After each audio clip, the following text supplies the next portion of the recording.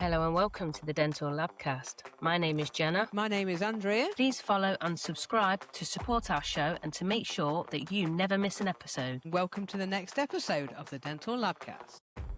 Hello and welcome. So today we've got Chris Golze on. Chris is the famous mouthguard maker, or should I say custom mouthguard maker. Chris, do you want to just tell us a little bit more about yourself when you started in the dental field, basically?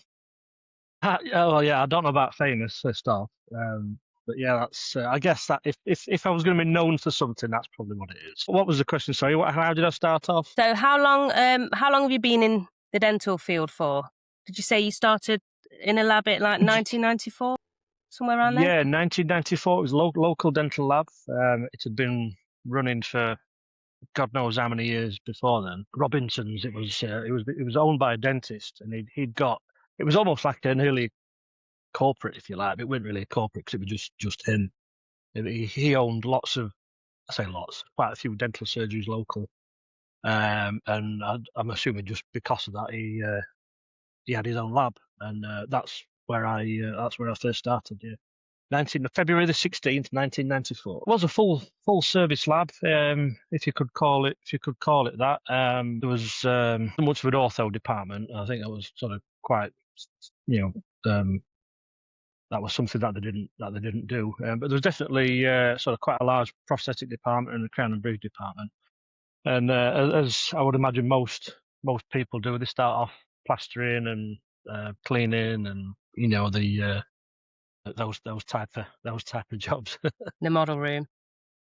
In the model room, yeah, I seem to be there quite a while, to be honest with you. But yeah, it's. I think the opportunity to progress there was limited by, and I don't think it was purposely stunted, the progress, but I think it was just how it was set up. It wasn't really ideal for somebody to learn, I guess, and sort of progress quickly anyway. But I started at local lab in Doncaster. Was there a specific field that you were leaning towards when you went in there? No, I didn't even know what a dental technician was or a dental lab was. To be honest with you, it was the advert for the job was in a local.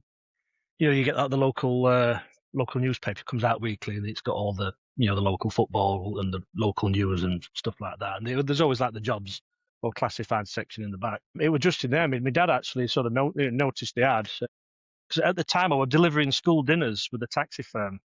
That was the job I was doing at the time, just before I started. So, so yeah, it were one of the things that were like, oh, what's that? That's kind of that could be interesting. Then go and find out a little bit about what it was. I think I actually went to the library to find out what a dental lab did. Now, this is before internet and that sort of thing. Going to the library, that's an old-fashioned concept. Yeah, I think I actually went to the local library to sort of see, just to kind of find out a little bit about what it was, so it might give me a bit more of a chance in the interview. But yeah, apparently the only two people went for the job, and the other guy wanted too much money, so they ended up with me. Yeah, just to answer Andrew's question, I didn't know anything about dental technology. I didn't know what a dental lab did until going to the lab, until applying for the job. So yeah, everything was an eye opener when I first started. But I've always been kind of handy, even as a kid, sort of making things and whatnot. So I'd like to think I took to it quite quickly, even though the progress wasn't as fast as maybe it could have been. But it were I think I took to it okay, even though I didn't know what I was doing. Must have done. You've been in the industry a while now, haven't you? What made you go towards pressure forming then, over and above other stuff? It was probably something which it wasn't immediately something that we did a lot of. I seem to remember we had the machine we had. It was an old vacuum machine. I think I've mentioned this before. It's been an old WHW vacuum former, really big thing, really heavy, and there was no whitening back then. There were very few Essex type retainers. A lot of the Michigan and Tanners were processed, like a denture. So it was the thermoforming. The first probably the first thing I did was special trays. They'd make the put the wax pattern down, and I'd pull the blank down over the special trays. But I think what caught my eye is I'm quite interested in sport, so you'd see the rugby guys and boxing, and then because you might get one or two a year sports guards in something. Oh right, yeah, that's what we could make. So it's kind of come from that. Probably just an interest in sport, and because we'd do the occasional one, and it's just something that it catches your eye, and it's that's probably where it came from, really. Just obviously all the bright colours, obviously catch your eye as well. But yeah, probably the first thing I thermoformed was probably a special tray. So was there a particular person that you worked with that kind of influenced you, or is it just something you kind of took yourself because you liked doing that, like you say, with your sports and stuff? Yeah, it was probably myself. I don't think there was any real influence with anybody at the lab, to be honest. And that's not saying anything sort of derogatory about the staff who were there, but it was something which I just think caught my eye, and it was something I took an interest in myself rather than somebody showing it to me. Obviously, they showed me how to do the first one or two, but after that, you were just kind of left.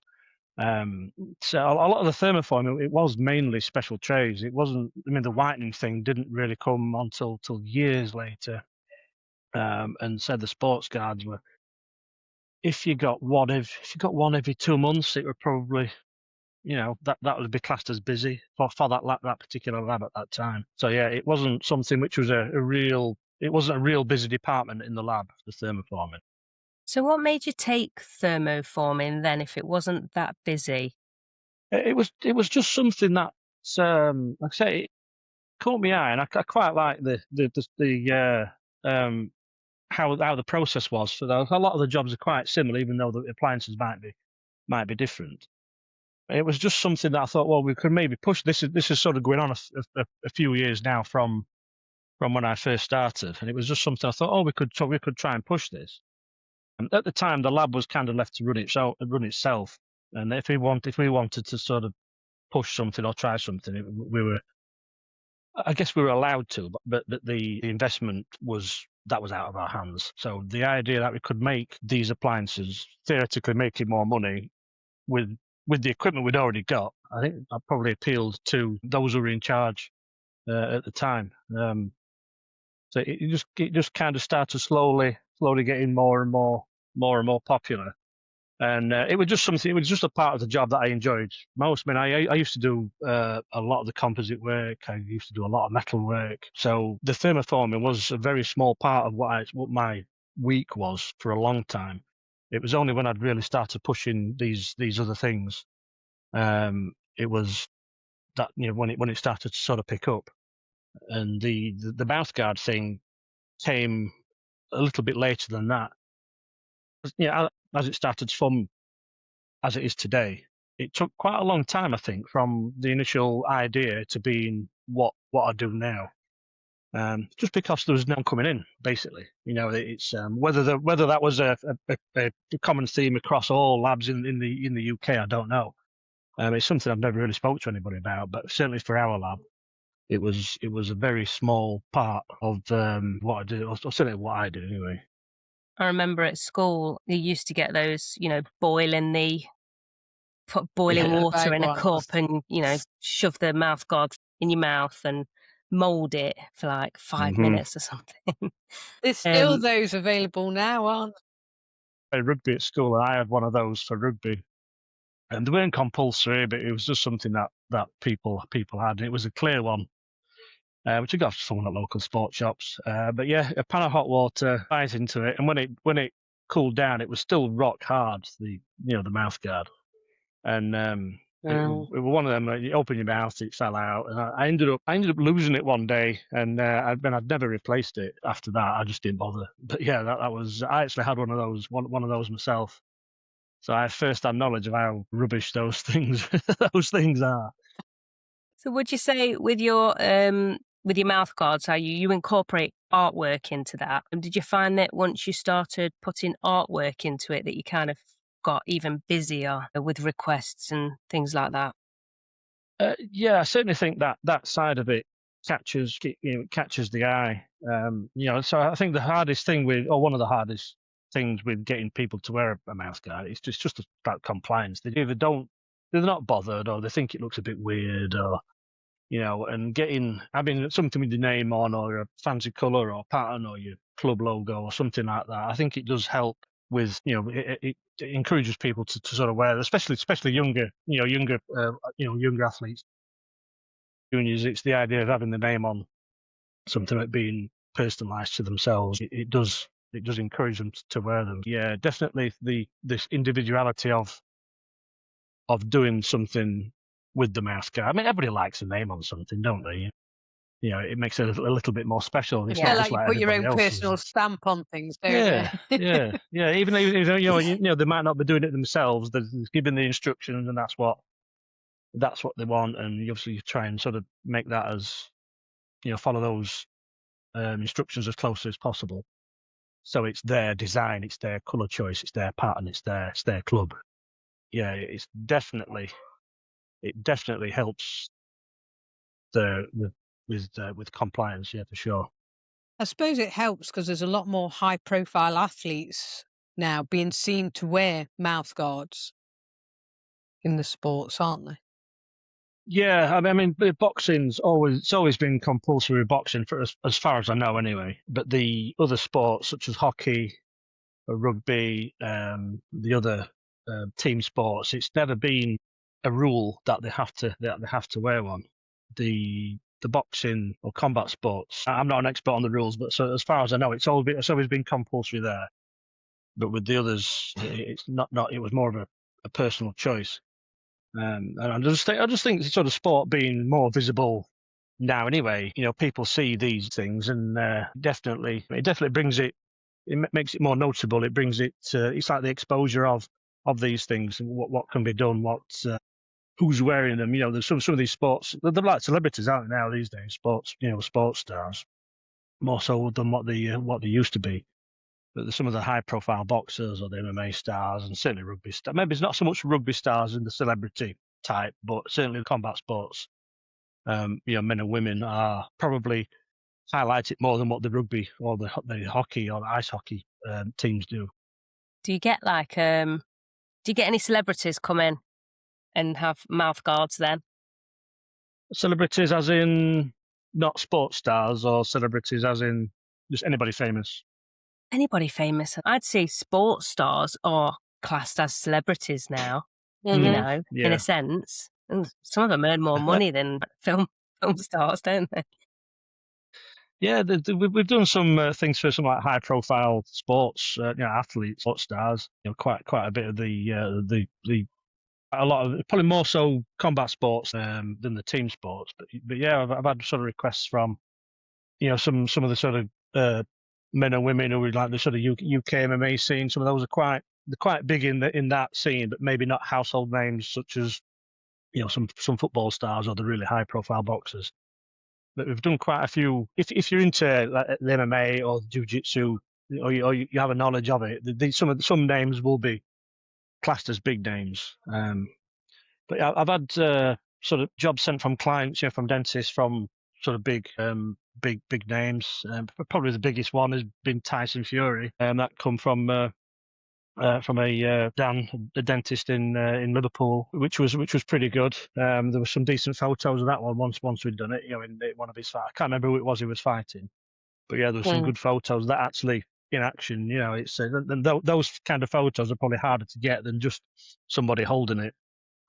An actual in fight shot is harder to get than the others. So that's probably the highest profile. The boxing. I've done some for the England rugby team over the years, either as individuals or as a team. Tom Zanetti, music. Would it be pop? Would it be pop star? I don't know, but he's a musician or a singer. Or I mean, I'm knocking on a bit now, but I know his name. But I couldn't tell you much about his music. But yeah, I've sort of done a couple for him in the past. I don't even know his name. Yeah.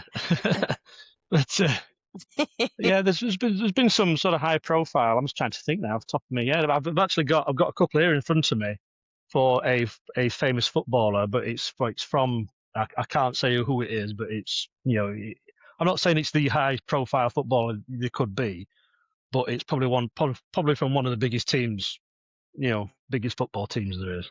I can't sort of say any more than that. I wish I could show you because it's right here in front of me. That's pretty good. In good time, I think. There's been quite a few sort of big athletes over the years. But we treat all the jobs like they're the same, whether it's just some guy who wrestles on a weekend or there's somebody who's a professional boxer. We make the job the same and we treat it the same. No matter whether somebody's super famous or it's just average Joe just playing around on a weekend. So it's we treat them all the same. To be honest with you, yeah, I think it's important we do that. As much as I think some of the superstars might like to get special treatment, we try and make sure everybody's in the queue and everybody gets done when it gets done. So quite nice when somebody. It's quite nice when somebody messages and it's somebody famous. Sometimes it doesn't come off. Sometimes I'm after such and such, and we can't make it happen. For various reasons. But yeah, it's good to know that these were kind of visible to this level of athlete. It's not just word of mouth locally. Because there's nobody I know who knows some of these famous people, but they'll just message. So whether it's from somebody further afar who's had one before, or they're actually searching online and then our stuff pops up. But yeah, either way, it's pretty cool to know that we are visible to some extent, anyway. And the more you're out there, the more they will recommend you to their colleagues as well, so the word will spread throughout there and everybody knows your quality is like pretty much up there as well. It's pretty awesome. Not just the way things look, but I know you've been on, and I dread to think how many, but you've been on like a crazy amount of courses as well, trying to refine your technique all the time, haven't you? Did one with Shoei. There was a guy come over from Germany, and I did that one. I've done there's like a smaller one with DB. I think that might I've certainly done those three. I've not done any others outside of the UK. I mean, it'd be pretty cool if somebody was out there. Well, I'm sure there is. To sort of try and learn little bits and bobs off them. It's quite cool to sort of watch other people work and kind of pick up just little bits and bobs from all these people to sort of try and make your own system, your own technique just that little bit better. So sometimes there's like discussions online. It's like, oh, well, you should be doing this, should be doing that. Oh, nobody can teach. No, I'm like, no, you can always learn something from somebody. I could be sat there with a bunch of dental technology students, and I'd like to think there'd be something that somebody does. I'm like, well, why don't I think of that? Why did I think of that 20 years ago, 30 or whenever it was? And it's just one of them. It's a silly little, well, not silly little thing, but just a simple little thing, which could either save a little bit of time or make something better, or just make something easier. I think you can always learn from somebody. I think if you're at that point where you think you know everything, and you're not. You can always learn from somebody. Because say I've definitely learned a few things from our apprentices that we've got. They come with fresh ideas. They're young, sometimes I think as a technician, you can sit there and you can kind of like get stuck in your ways if you just sit and you have to take ideas from other people and then mold them into your own little thing. And I think if you had 5 technicians in a row, gave them all exactly the same thing to do, each individual one of them will do that thing in a very slight different way to the If person someone next brings to some them. work into the lab to you, Jenna, and says, "Is this yours?" You'll be able to look at it straight away and go yes or no, won't you? Yes, exactly. Same as I can look at a job and I can know what I will know what technician, the CAD technician, has designed it, because everybody's got their own little finishing touches to the job, which is nice because that's your little imprint, isn't it? So there's quite often there's not just one way to do something. There could be, like I said, 10 different ways to do something to all get to the same finishing point. It's if that way works for somebody, it might not work for you. But and there might be 10 different versions of that. But there's no. It's hard to say, oh, that's the wrong way to do it, because if it works for that person, and it helps them do it better than the method from that person, then why not? It might not be the textbook way, it might not be the way 95% of people have been taught, but if it works for them and it gets the right result, then yeah, go for it. So through all of those little courses and bits and bobs that you've learnt yourself, what did you find was the biggest learning curve for you when making mouth guards and, sports guards and things like that? Biggest learning curve. So I wasn't very clued up on machinery before. The very simple, just a single layer blank or 3 mil or a 4 mil blank, vacuum that down. I think everybody's probably done that. It's an introduction to the better performing machines. It allowed you to sort of do things which you couldn't do with a vacuum machine. I think that was a big eye opener. I mean, it took us a while to get one, just because the cost could be quite prohibitive if you're only doing 1 or 2 a month. Yeah, I think that was the biggest eye opener of the machine. If you're going to do this, you need to have a pressure former, capable of forming and laminating, not just for thermoforming, it's to sort of laminate two foils together. And it's just not able to be done well with a vacuum machine. So yeah, that was probably the biggest eye opener. And then it's also the little techniques. I tried not to. With each of these courses, the idea of them was to sell their materials. It's the suppliers put on the course, and they also want to sell their materials off the back of it. So I'd never sort of took one as that's the way to do it. I kind of picked bits from all these, just like we were saying before, 5 minutes ago. Picked little bits from all these different places I've learned from, people I've learned from, and kind of put it into my own thing. And it uses a machine from one company. I use a blank from there. I use a blank from there, and I use some of the tools from another company. So it's almost like a hybrid of everything. What I tend to do here. Just picked all the bits which I thought worked well or worked better, and kind of discarded some of the other stuff which I didn't think was as good or necessary even. So I think I picked up things from all the different courses, and they're not just courses, but from other people who'll message and, how do you do this? Have you got any tips on that? And I'll kind of give them that, and they'll say something back to me, and it's like, oh yeah, I've not thought of doing it that way. So you pick up just a little bit just from a simple conversation. You're not even watching somebody work; they'll just mention something, and it's just like, oh yeah, I've been trying to work that out for the last 5 years. It's and somebody just does it. It's just something they did naturally. It's and they probably picked it up from somebody else. So that's how it kind of works. I think listening to people and not just having your blinkers on and thinking, no, that's not going to work. We've got to do it like this. We've got to follow the book. We've got to follow the manual. If we stray from that, it's not going to work. And that's just not the case. I mean, and that's probably the same for probably lots of things in dental technology, not just thermoforming. There's probably lots of Yeah, it's like, don't give us the instruction book. Oh, no, it's just give us the stuff and see what we can do with it. Yeah, all this. Give me this machine. Give me all these bits, and like you said, just chuck the instructions away, and a lot of it's just been fathomed out. Yeah, I think sometimes just having a play and doing something, cocking something up, making such a pig's ear, a mess of it. Sometimes you learn more from that than just being told, no, don't do that. Yeah. Sometimes doing it and making a balls up of it is the way to learn. So it's the way to, because you see it there. That's what happens if I do that. It's not just you've been told by somebody or the book says no, do it, set fire to something, melt something, sort of destroy your bench, but you've learned how to do it, it's or how not to do it at least. How not to do it. I think we've all been there, haven't we? I mean, I've done it with several things. I've played with materials. I've followed the manual and it hasn't worked for me. So I found a different way of working with it. I think even when once someone tells you not to do it, you've got to try it, and yeah, to see why. Let me see. When you're a kid, don't touch that. Don't touch that. Don't touch that. Don't touch that. It's hot. And it's like, I'm going to touch that.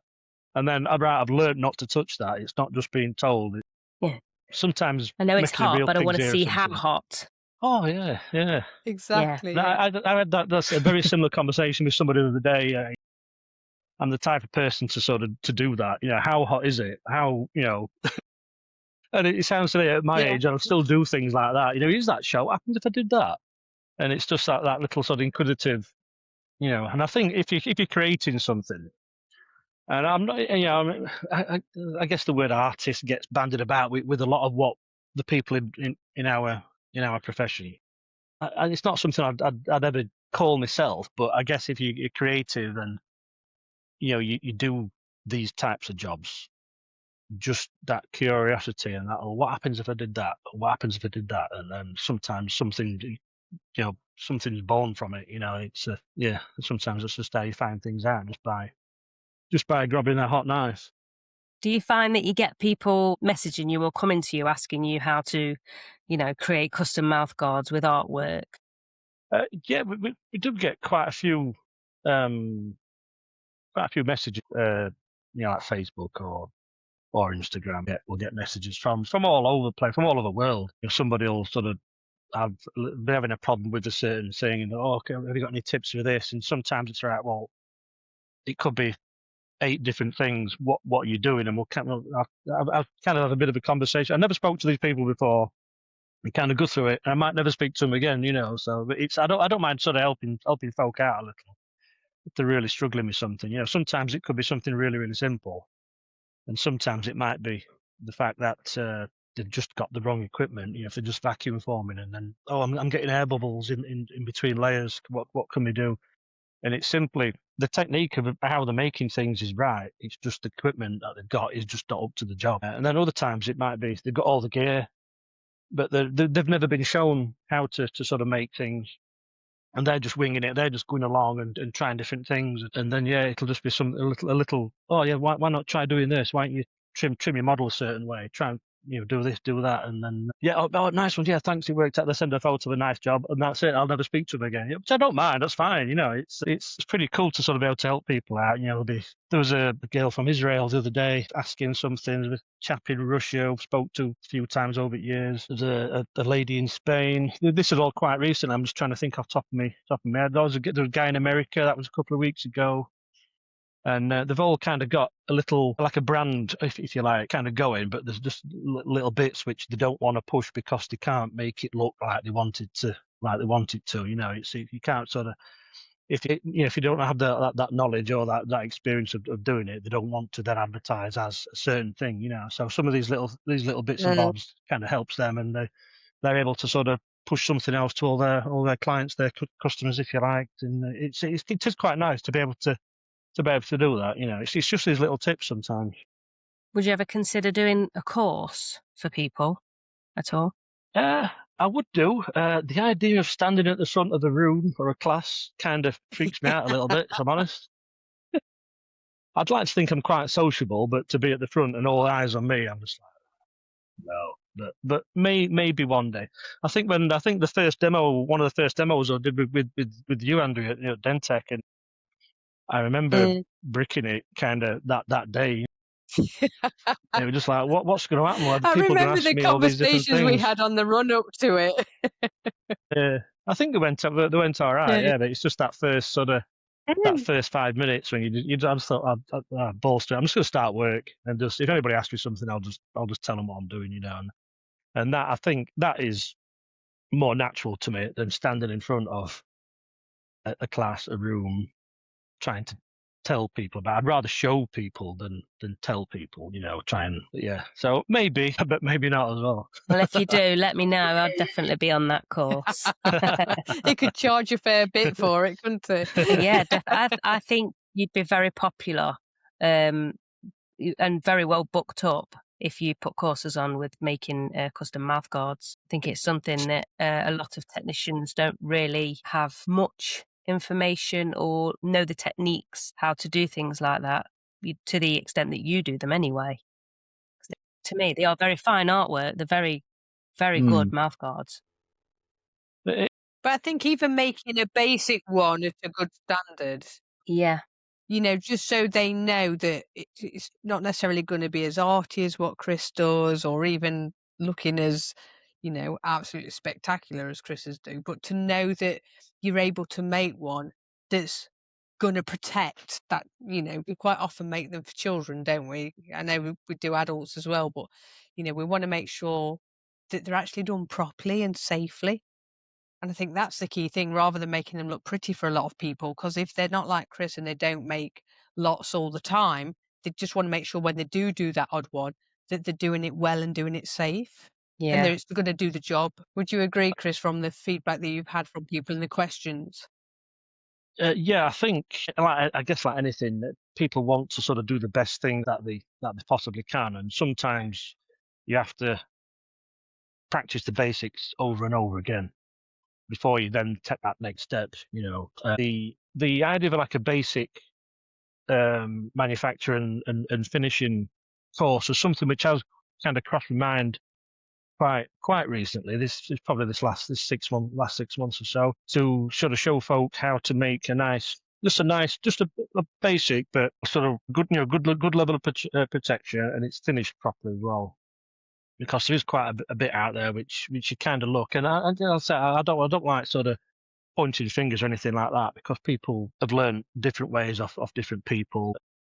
That's just what it is. But to have a nice finished mouth guard, even just a plain colour, I like to see that, because you get that sort of nice gloss finish, and there's nothing there to kind of detract from how it's been made. And I think sometimes you sort of see folk trying different things, which is great.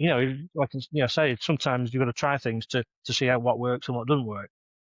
The skill, the technique to be able to finish something nice, make it look just a basic looking mouth guard that's finished well. That would be something I'd probably be interested in doing. Yeah, but yeah, I think that would be a good thing. Not just for students, but just for everybody. It's yeah, I think that'd be pretty cool. Did that answer that question, or did I just waffle on again? I can't. To be honest, you've answered quite a lot of questions that we've not actually asked. So yeah, I mean, you're doing really well here. But I mean, I remember making a mouth guard. It wasn't that long ago. I'm sure it was like last year. And oh god, I had so many issues. I had a few bubbles. I was using a pressing machine. I've got I think at our workplace we've got the Druffer mat that we use, and I'd got a couple of bubbles in it. And then I thought I'd try and be fancy and use a little layering technique and just trying to finish it. So, when I see yours, you've got that nice glossy finish, and it's shiny, it's really nice and it's smooth, because, I couldn't figure out how to get that shiny finish back into it. I mean, it was just kind of like a test thing, but, I was like, should I message Chris about this? But, it's, by all means, that girl in Israel did, so learn. Yeah, by all means, give. Well, yeah, I know you're going to have a girl from Nottingham as well that will start messaging you and go, how do you do this? How do you do that? But again, we don't make them that often. We get night guards and things like that. But just for fun, one day we thought we'd, try a few fancy coloured mouth guards, and it didn't quite turn But out it's that even well. seeing what different burrs people use and things like that, isn't it? That's all part of it, as Chris was saying. The equipment that you're using, as well as the materials and the technique, isn't it? That's it. Because, I mean, you can get a catalogue from a supplier and you can open them pages and you can have hundreds of burrs. They're all, this is for this, this is for this, this is for this. But you've got, about 50 different burrs that can all work on the same material. And like, what's the best one for that? And it can be overwhelming. So yeah, like you say, seeing what someone uses is helpful as well. I mean, I'm sat here in front of me in Bedfordshire. I've got some of these things. I don't know if this will pick up on camera. That's I think they call it a Big Bertha. It's a Big Bertha, yeah. So that's what I use for the bulk of. After I've trimmed things out with my scissors, I use one of those. I have got a smaller. What do we call these? I don't know what we call them, but that's just really like cheap. You, I don't know names of them. But yeah, and then I use like a black Scotch Brite. That's a warm down one. And I have various different levels of white Scotch Brite, and that is pretty much it for me trimming. But these I've had that 4 years, 5 years, and it still feels as sharp as the day I got it. So yeah. That was, again, you're good at answering questions before they're being asked. All right. But yeah, that's. I mean, this. It was just a super cheap one, and because it's EVA, they stay sharp. You know, the things that we go through most of is these. Um, no, they're called Scotch Brights. Are the black ones? Are they Scotch Brights? I don't know, just a different colour. Do like They're them. different coarse. You do get I think that's finer, and that's a little bit more coarse. But yeah, so that's the four main Burrs wheels for sports guards anyway. For the other appliances, I have different stuff, but for the sports guards, that's the four that I use. Do you have preferred materials for the pull downs that you use? The foils. Yeah. I use probably from most of the companies. Again, to be honest with you, this might be why people maybe don't want to get involved in doing courses and things, because I use stuff from all over the place, you know. And I think a company would like to just use their materials. You know, it's they'll not want But then that's not doing going to a be job real, there. is it? No.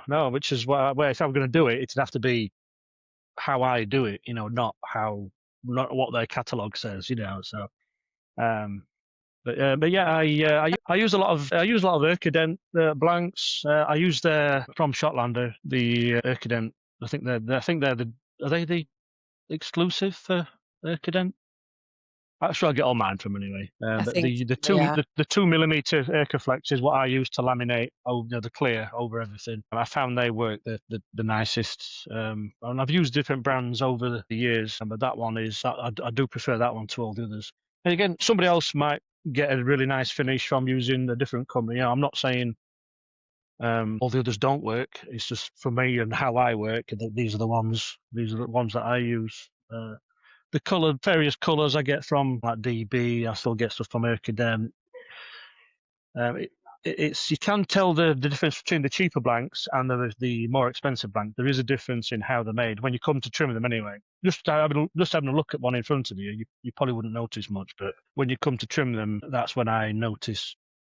Or this blank's from, or this is probably from such and such, or this is from there. So yeah, it's when you're using these things day in day out, you do tend to know, like any tech would with the porcelain or with the acrylic or with the composite. You know, they'll notice these little differences between the materials. You know what sort of techniques it's sensitive to. Yeah. But yeah, for laminating, I've not always used, but that's what I used at minute, and I've used it for a few years now, and that's the Erkaflex. I don't get no money from Shotlander. I get no money from Erkident, so it's not like a sponsor plug or anything like that. It's just what I use. You know, I've got We use I've got no Erkident as well, so advertising. Yeah, it's quality stuff. So, but yeah, I mean, is there any other materials that in particular that you were curious about? Or I think mainly for me anyway, it was like the sports guards, mouth guards that you do, because they just look really top quality. When I see your photos on Instagram and your reels and your videos and stories and things, I'm like, wow, they look really, really good. How do you do that? We've been talking a lot about techniques, but I know you've started adopting some digital technologies as well. How's that changed? Because I know obviously having plaster models and plastic models, they're different to work with. How have you found that?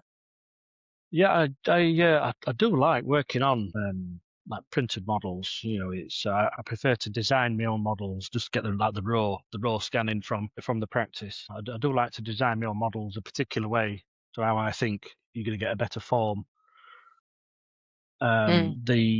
It's cleaner. It kind of look quite nice, and there's lots of other things which you don't get. You know, it's if you have a slightly off mix of your plastic, you know, it can cause problems. With printed, it's usually all right. You kind of the only issue is probably the scan problem with the scan, but for the most part, I mean, if there's something that was so bad I couldn't work on it, we'd just message and say, look, we can't do this, it's not going to be right, and give them the option to either continue or send a new scan. But for the most part, and probably 99% have been they've been okay for as regards the dentist wanting to continue. But I do think for a sports guard, and people might be sort of sick of me hearing me say this, but you get a better form on a stone model than you would with a resin, with a printed model. It's just the porosity of the stone model allows the material to press into all the little nooks and crannies, whereas you don't get that with a resin model. There is little pockets of air which get trapped because it can't find a way out. So if you're wanting the best fits, the closest fits, a stone model would be better to use. That's not to say resin models or printed models aren't great, because I like working on them. But there is, if you had the two side by side, there'd be a noticeable difference in the material, how it's formed on a stone model and how it's formed on a resin model. Yeah, I guess the way around that would be like a printed mouthguard, but I don't think that well, I'm not saying the technology, maybe the material's not there yet. I mean, whether it will be or not, I don't know. I don't know if it's something that's worth investing in, because the existing thing works so good now, so there's not a problem now, so I don't know if there's the will to solve something which isn't an issue, if you know what I mean. So but I'm not I think a if sort it of means a company's technophobe or going to make anything. money out of it. Well, yeah. I mean, if they're going to make money out of it, they're going to try and push it, aren't they? That's business. That's what they do. But I just don't think it's certainly not as good at the moment. Whether it will be, I don't know. No, I have I got think they're some trying a to friend. get more and more stuff. Sorry, I was going to say, I think they're trying to get more and more stuff direct printed, aren't they? So we're not, so we're not printing out an actual plastic model, a resin model, which is single-use plastic. That in Yeah, itself drives me nutty, whereas gypsum's 100% recyclable. Yeah, there's I've had some printed mouthguards sent to me from a friend. They've sent me them last year, and I haven't had a chance to play around with them yet. I think they sent me sort of 4 or 5 that they printed with what is supposed to be the best material at the minute. Just before I've even had a proper look at them, just the feel of them, it's like, that's not going to be comfortable. Now, it's Is it kind of like the implants that we have? We've got the soft tissue, we've got printed soft tissues, and they're really nice and squidgy at first, but then give it a few days or so, and after it's been sat in, the normal light and got the air to it, it tends to get harder and harder. So is that kind of like how these printed mouth guards are at the moment? it's Not quite there, it's not really flexible enough. rigid. Yeah, it's not flexible, and I just can't see it being comfortable to be worn, to be honest with you. I've not got one. Sorry. Oh, there we are. Everything's to hand. Yeah, so it's still on the, still got the supports, and it's kind of flexy, but it's not flexible like EVA. I mean, I'm not going to say what material it is, but yeah, it's supposed. I think it's one which everybody knows about, but I just don't think it's there. But then with these printed ones, can you get artwork in those like you do? So when you're putting your little artworks in between your laminates that you're doing, can they do that with the printed yet?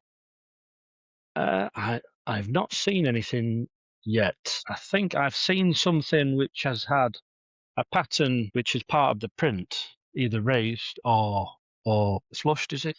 But and I think it's been painted. The little print, or that the void where the shape of whatever it is, and I think that's been painted with something. It might be like some sort of light cure stain or something like that, and then that's but it's not like a graphic like we see now. It's more of just like a simple, like a cross or a circle or something like that. You think I've not seen anything. I'm not saying it's not out there, but I've not seen anything which is even close to what can be done with EVA and Thermoform. I mean, like just the comfort factor. I mean, yeah, and just side by side there, this stuff is noticeably more. It's not rigid like Essex type material, but I just can't see it being comfortable. If it's not going to be comfortable, it could look like the mutt's nuts. If it's not comfortable, nobody's gonna want to wear it. It's just going to be laid in a gym bag, or at home, or wherever. It's ultimately that's the most important thing. It's got to be comfortable. So with your mouth guards that you've made and with the ones with all your artwork in, what's the most difficult one that you've done to date? Difficult. Most difficult is probably the smaller mouths, so you've got a smaller surface area to work with, and just getting something to look right. Because the smaller the area, and then somebody wants something fancy on it, they want the flag or whatnot. Obviously, that the graphic gets smaller. The smaller the graphic gets, the less you can see of it. So trying to make, it's usually a smaller mouth, and it's not necessarily like a really fancy graphic. It could just be a name. But getting the letters to sort of sit right, and sometimes they might want to like a two-tone, and there's just not enough space. There's only so small you can make the letters. The letters can be cut. So I think the small amount. I mean, there was one last week. It was it was the smallest one I've ever made. And it was a simple design, but actually getting it on there was just a nightmare. And we did it, and it turned out pretty nice. And there is a photo online. It's not my photo, so it's not something I can kind of share. But it looked pretty good in the mouth. I wasn't expecting to see a photo of it, in situ. But yeah, that was pretty cool when I've seen that one. Even though it was super simple, it was just a single color. It was a single color text, but it just, once it were in there, I was dead chuffed with that. And that was probably one of the more difficult ones. As regards complicated graphics, it's probably been a demo that I've done, and that was actually 4 layers, the mouthguard. And it took some working out to make like a 3D effect of the graphic.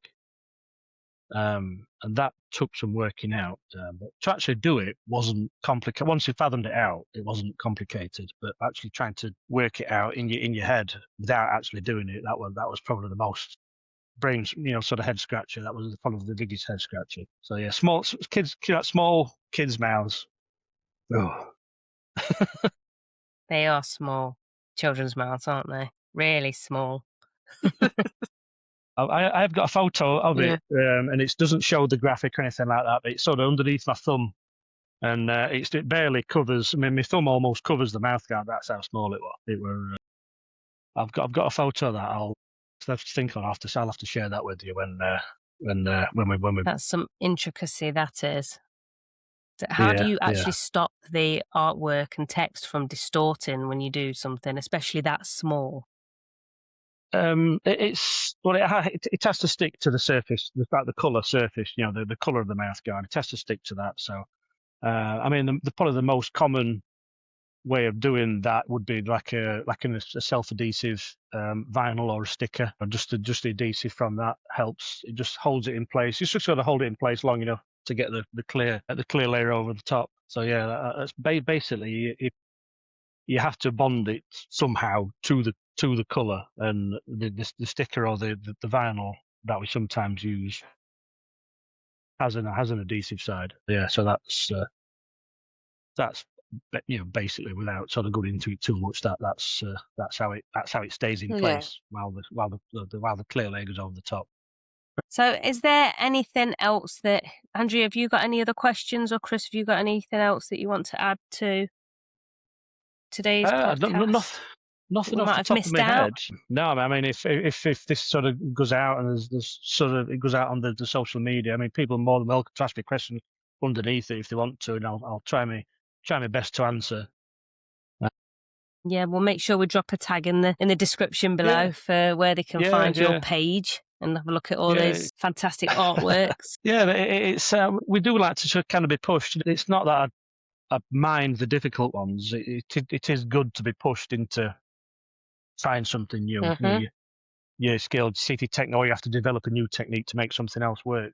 So it's sometimes you see a job and it's like, oh, but then it'll come out all right, and then something which you think's super simple will be, I'll make it balls up 3 times before it comes out nice. It's the sort of pitfalls of that is sometimes things go wrong. If you're doing something which has not been done before, sometimes you have to sort of fathom it out. But I think most techs are probably that way inclined to sort of problem solvers, aren't we? That's what we like, though, isn't it?